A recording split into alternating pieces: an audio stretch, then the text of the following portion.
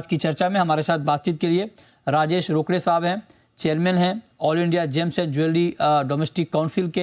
रोकड़े जी, 1,02,000 के ऊपर चला गया है sir all time high gold. क्या आपको लगता है अब स्पीड कुछ कम होगी या अभी कम होने वाली नहीं है? मृत्युंजय जी नमस्ते, और सभी को रक्षाबंधन की अग्रिम शुभकामनाएं। बिल्कुल गोल्ड में मुझे आज याद है, मैं जैसे कि कल रक्षाबंधन है और मैं पिछले रक्षाबंधन को याद कर रहा था, तो पिछले रक्षाबंधन के दिन गोल्ड के रेट में देख रहा था तो कुछ 71,600 थे, जो कि आज 1,02,000 है। अगर मैं इंटरनेशनली मार्केट में भी देखता हूं तो $2,500 थे, जो कि आज $3,500, करीब 900 से $1,000 उसमें भी बढ़ गया। और हमारा सबसे बड़ा इम्पैक्ट होता है रुपयों की कमजोरियां, जो हमारा कन्वर्जन रेट होता है डॉलर के मुकाबले रुपया, तब ₹83.81 था, आज करीब ₹87.62 हो गया। तो कहीं ना कहीं ये तीनों चीजें ये बताता है कि एक साल में गोल्ड कहां से कहां पहुंच गया है। और जिस तरीके से अभी आपने तीन चीजें बताई, टैरिफ, वीकनेस ऑफ डॉलर, मतलब डॉलर इंडेक्स और फेड के रेट कट, ये तीनों चीजें ये बता रहा है कि 100% गोल्ड में अभी भी बहुत ज्यादा संभावना है रेट बढ़ने की। कम होने के चांसेस बहुत ज्यादा कम है, क्योंकि सभी को समझ में आ रहा है कि सेफ हेवन केवल यही है। और जिस तरीके से रेट कट की बात चल रही है, वो सितंबर में जो प्लानिंग है वो करीब करीब उसकी 85%, अगर परसेंटेज वाइज देखते हैं तो 85% चांसेस बन चुके हैं कि कम से कम 0.25 बेसिस कम होना ही होना है। तो 100% ये सब चीजें इंपैक्ट करता है गोल्ड पे। और भारत में भी, इंडिया में भी अभी जिस तरीके के अभी फेस्टिव सीजन 1 अगस्त से स्टार्ट हो जाते हैं, तो यहाँ पे भी डिमांड होती है। तो इंडिया में demand, festive season, wedding season, उसके बाद तो 100% गोल्ड इसमें कहीं ना कहीं और ऊपर जाने की पूरी संभावना है। अब देखिए, त्योहारों का सीजन शुरू हो रहा है। पहला त्योहार कल राखी का है और ये बड़ा कोइंसिडेंस है।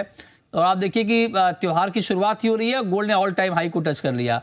क्या डिमांड पर कुछ इंपैक्ट आप देख रहे हैं इस तेजी का, रोकड़े जी? देखिए, पिछले 3 महीने हमारे उतने अच्छे नहीं गए, मैं मानता हूं, क्योंकि जितना एक्सपेक्टेड था, मैंने लास्ट आपके इंटरव्यू पे भी वो बात कही थी कि टोटल अगर देखता हूं तो गोल्ड रेट 34 से 40% के आसपास गोल्ड के रेट बढ़ चुके हैं। और हमारा जो वॉल्यूम वाइज सेल था तो वो 17% से कम हुआ था, लेकिन वैल्यू वाइज 17% से बढ़ गया था। तो इस वजह से हम लोग को थोड़ा सा कॉम्पिसेट हो गया था। लेकिन कहीं बीच में पिछले लास्ट क्वार्टर में देखेंगे तो कहीं ना कहीं कस्टमर रुके थे, लेकिन अभी कस्टमर ने ये रेट को डाइजेस्ट कर लिया है।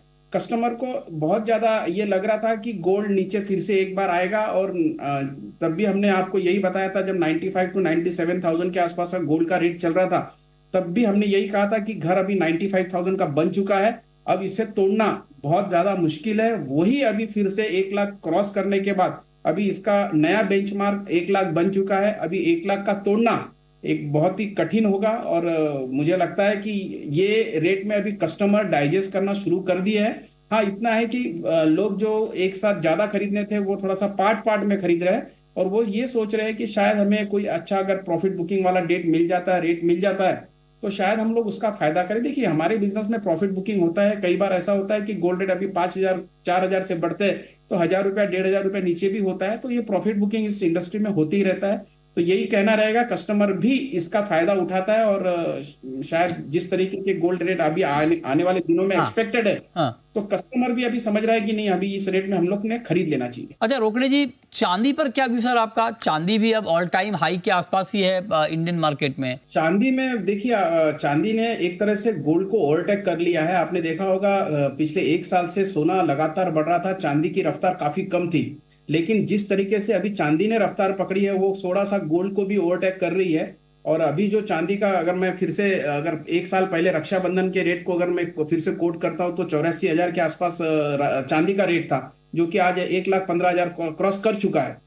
तो चांदी में बहुत ज्यादा डिमांड है, और इंडस्ट्रियल डिमांड बहुत ज्यादा सपोर्ट कर रहा है हमारे घरेलू मार्केट को। और इस वजह से चांदी में मुझे ऐसा लगता है कि आने वाले दिनों में अगर 1.5 लाख भी चांदी दिख जाती तो कोई बड़ी बात नहीं है, ये मेरा अनुमान है। 1.5 लाख, ये आने वाले दिन आपके कितने दिन में आने वाले हैं रोकड़े जी? देखिए, मुझे तो लगता है इस साल ही ये आपको शायद दिखा दे सकता है कि गोल्ड में भी बहुत तेजी में, अभी भी गोल्ड में भी बहुत तेजी में बैठा हूँ करीब करीब। ठीक है, अभी बाकी एनालिसिस तो 2,000 3,000 5,000 के आसपास का ही प्रिडिक्शन देते हैं, लेकिन मुझे अभी भी लग रहा है कि 2025 शायद 1,25,000 भी अगर गोल्ड दिखा देता है दिवाली के बाद, तो कोई आश्चर्य की बात नहीं होगी। और सिल्वर में भी अगर चांदी 1,35,000 से लेके तो 1,45,000 हो सकता है 1.5 लाख तक की भी चले जाती है, तो इसमें कोई आश्चर्य की बात नहीं होगी, क्योंकि दोनों मेटल में काफी अच्छी खासी डिमांड भी है, इंडस्ट्रियल डिमांड भी है और ग्लोबली गोल्ड को बहुत ज्यादा सपोर्ट है सिल्वर।